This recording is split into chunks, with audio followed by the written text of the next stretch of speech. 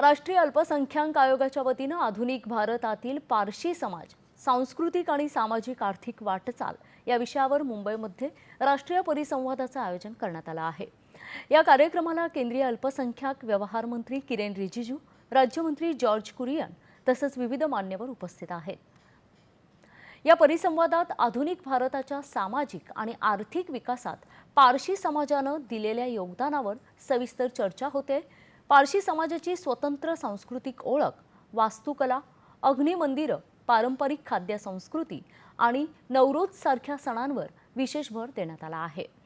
पारशी समाजासमोर उभ्या असलेल्या लोकसंख्या घट, भाषा आणि परंपरा जपण्याच्या आव्हानांवरही परिसंवादात चर्चा केली जात आहे।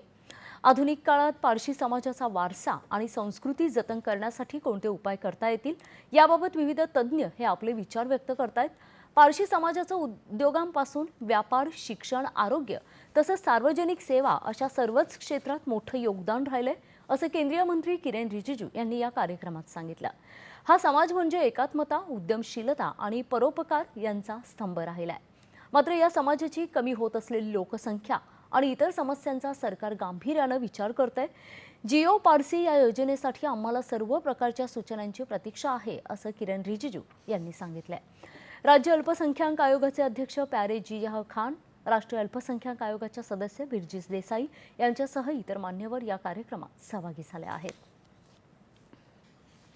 समाजातल्या दुर्बल घटक